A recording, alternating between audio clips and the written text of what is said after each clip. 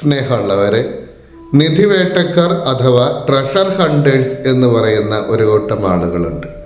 അങ്ങനെയുള്ളവർ കടലിൻ്റെ ആഴങ്ങളിലും മരുഭൂമിയുടെ പരപ്പുകളിലും മലമ്പ്രദേശങ്ങളിലും പൊളിഞ്ഞ കൊട്ടാരങ്ങളുടെ അവശിഷ്ടങ്ങളിലുമൊക്കെ മെറ്റൽ ഡിറ്റക്ടറുകളുമായി നടന്ന് നിധി തേടുന്നവരാണ്.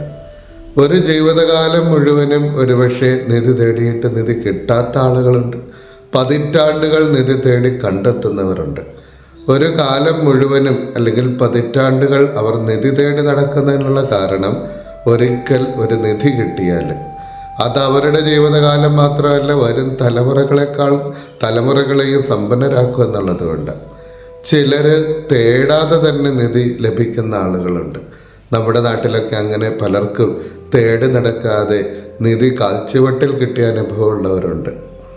ഏതെങ്കിലും ഒരു നാട്ടിൽ യുദ്ധമോ പ്രകൃതിക്ഷോഭമോ ഒക്കെ മൂലം നാട് വിടേണ്ടതായിട്ട് വരുന്ന സാഹചര്യം ഉണ്ടാകുമ്പോൾ അതുവരെ അവർ സമ്പാദിച്ചതൊക്കെ ഏതെങ്കിലും ഒരു സ്ഥലത്ത് കുഴിച്ചിടുകയും പിന്നീട് എന്തെങ്കിലും അങ്ങോട്ട് വരാൻ പറ്റിയാൽ അത് സ്വന്തമാക്കാൻ ആഗ്രഹിക്കുകയും ചെയ്യുന്ന ആളുകൾ, അവർ കുഴിച്ചിട്ട നിധികളാണ് ഇന്ന് പലർക്കും ലഭിച്ചിട്ടുള്ളത്.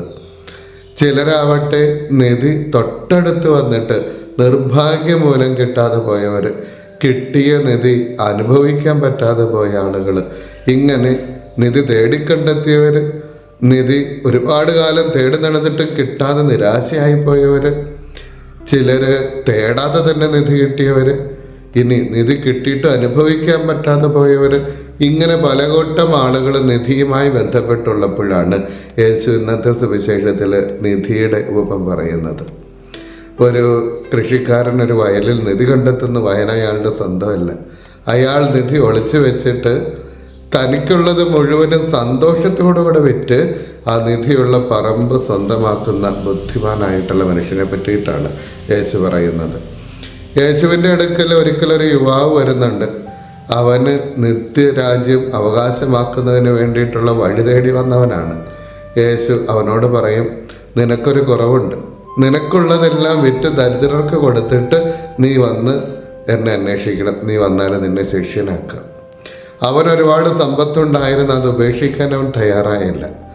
അവന് നിധി കണ്ടെത്തിയില്ല. തൊട്ടടുത്ത് വന്ന നിധിയെ പുറംകാലുകൊണ്ട് തൊഴിച്ചു കളഞ്ഞിട്ട് അവൻ പോകുമ്പോൾ മറ്റു ശിഷ്യന്മാർ അവനോട് പത്രോസൊക്കെ ചോദിക്കും, കർത്താവ് എല്ലാം ഉപേക്ഷിച്ചിട്ട് ഞങ്ങളിതാ നിന്നെ അനുഗമിച്ചിരിക്കുന്നു, എന്താ ഞങ്ങൾക്ക് കിട്ടുക? യേശു പറയും, നിങ്ങൾക്ക് എന്തൊക്കെയാണോ ഉപേക്ഷിച്ചത് അതെല്ലാം 100 മടങ്ങായിട്ട് കിട്ടും. വരാനിരിക്കുന്ന ലോകത്ത് നിത്യ സൗഭാഗ്യം നിങ്ങൾക്ക് കിട്ടും. നിധി തേടിയ മനുഷ്യർ. യേശുവിൻ്റെ കാലത്ത് സുവിശേഷമാകുന്ന നിധി കണ്ടെത്തിയവരുണ്ടായിരുന്നു, ആ നിധിയെ വലിച്ചെറിഞ്ഞ് കളഞ്ഞവരും ഉണ്ടായിരുന്നു. 2 കൂട്ടം ആളുകളാണ് അവിടെ ഉണ്ടായിരുന്നവർ. സുവിശേഷം കേട്ട് അതിനോട് ക്രിയാത്മകമായിട്ട് പ്രതികരിച്ചവർ, എന്നാൽ സുവിശേഷം കേട്ടിട്ടും കേൾക്കാതെ നടന്ന ആളുകൾ. ഇങ്ങനെ യേശുവിനെ കണ്ടെത്തിയ കൂട്ടരാണ് നിധി കണ്ടെത്തിയവർ. ആ നിധിയുടെ മഹത്വം എന്താണ് എന്ന് അപ്പോൾ അവർ അറിഞ്ഞില്ല എന്നുള്ളതാണ് സത്യം.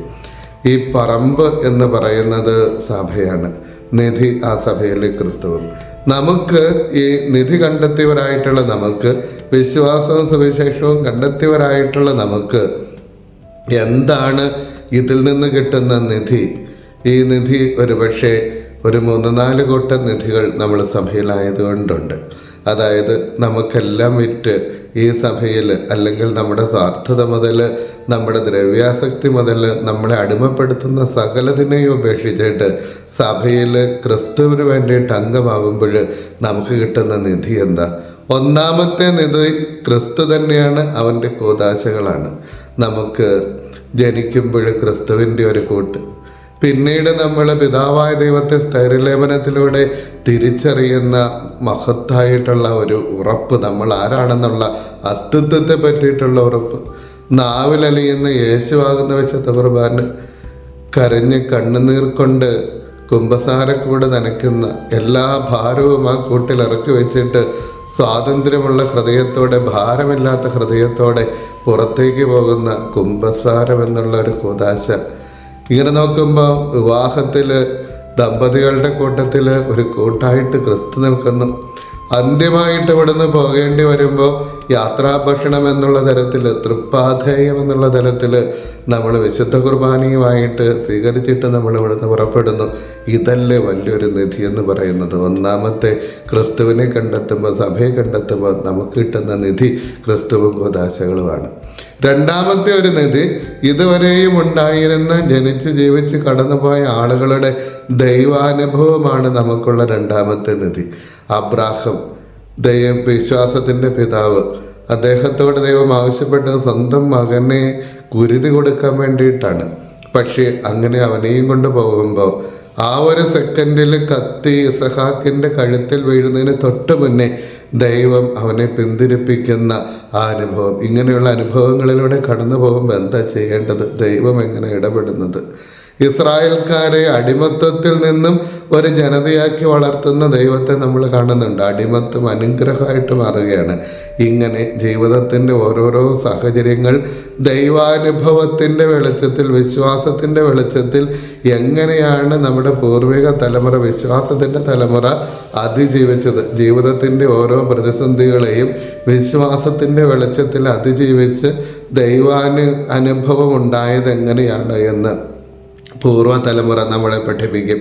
അവരുടെ ആ ദൈവാനുഭവമാണ് സഭയിലായിരിക്കുമ്പോൾ നമുക്ക് കിട്ടുന്ന രണ്ടാമത്തെ നിധി അതാണ്. മൂന്നാമത്തെ നിധി കൂട്ടായ്മയാണ്. എന്ത് കൂട്ടായ്മ? ഇവിടെ നിന്നും മരിച്ച് വിജയത്തിലെത്തിയിരിക്കുന്ന സ്വർഗത്തിലെ വിശുദ്ധാത്മാക്കൾ തിരുസഭയുടെ ഭാഗമാണ്.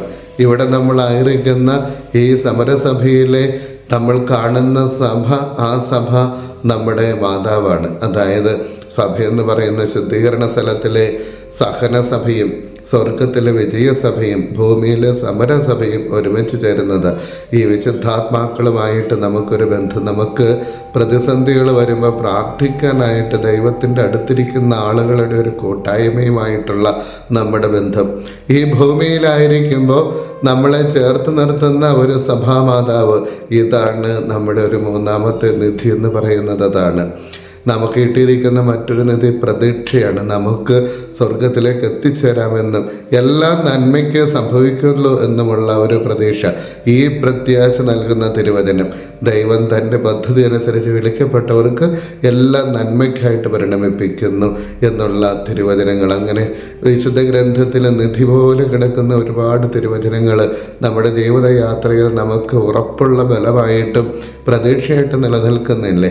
ഇതാണ് യേശു പറഞ്ഞ നിധി കിട്ടിയവൻ്റെ വികാരം. അതാണ്. അതിനു വേണ്ടിയിട്ട് നമ്മളെന്താ ചെയ്യേണ്ടത്?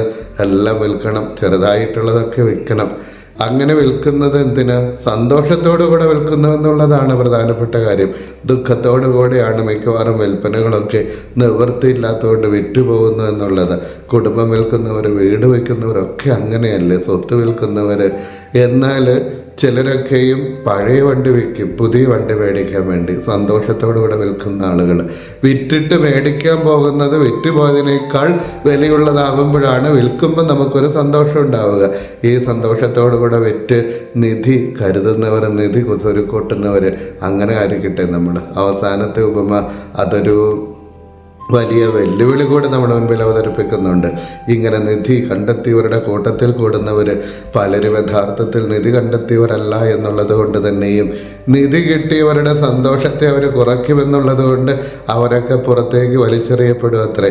മോശമായിട്ടുള്ള ഉപയോഗിക്കാൻ കൊള്ളില്ലാത്ത മീനുകളെ പുറത്തേക്ക് കളയുന്നത് പോലെയാണ് നിധി കണ്ടെത്തിയവൻ്റെ കൂട്ടത്തിൽ ദ്രവ്യാസക്തി മൂലവും സ്വാർത്ഥത മൂലവും ഉപേക്ഷിക്കാൻ തയ്യാറാകാത്തവർ കൂടുന്നത്. എന്തുമാത്രം നമ്മൾ ഉപേക്ഷിക്കുന്നുവോ അത്രമാത്രം നമ്മുടെ സന്തോഷത്തിൻ്റെ വ്യാപ്തി കൂടുമെന്ന് ഈശോ പറയാം. പ്രിയമുള്ളവരെ, നിധി കണ്ടെത്തിയവരുടെ സന്തോഷത്തോടുകൂടെ ജീവിക്കാനും ആ നിധിക്ക് വേണ്ടിയിട്ട് സകലതും ഉപേക്ഷിക്കുന്നതിൻ്റെ സന്തോഷം അനുഭവിക്കാനും നമുക്ക് സാധിക്കട്ടെ എന്ന് പ്രാർത്ഥിക്കുന്നു. ദൈവം നമ്മളെല്ലാവരെയും അനുഗ്രഹിക്കട്ടെ.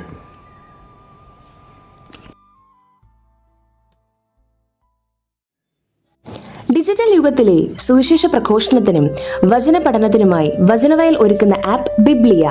www.biblia.in എന്ന സൈറ്റിലും പ്ലേ സ്റ്റോറിലും ബിബ്ലിയ ആപ്പ് ലഭിക്കുന്നതാണ്.